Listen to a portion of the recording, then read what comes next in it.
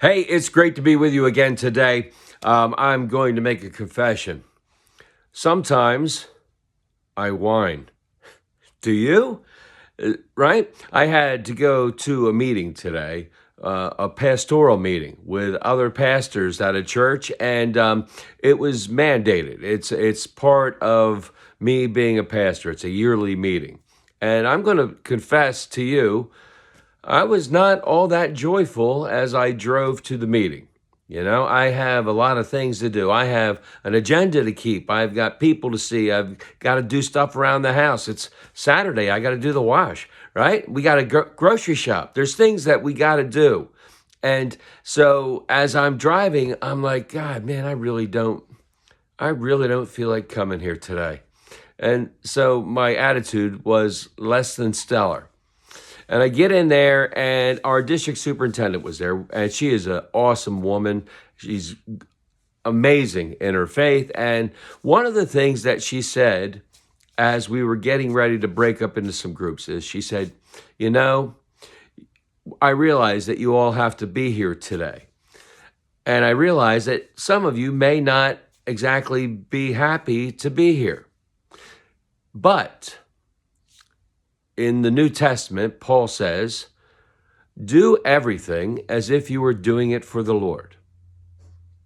Do everything as if you were doing it for the Lord. And that stuck in my head because today, as I drove there, I wasn't doing it for the Lord. I was doing it because I had to do it, and I didn't really want to. And I think that we need to hear those words. Sometimes when we're heading to work and our job isn't all that exciting, or it's very hard, or it's strenuous, it's taxing, we deal with hard people, and we don't really get to do what we want to do, and right, we start to have all these things go through our head.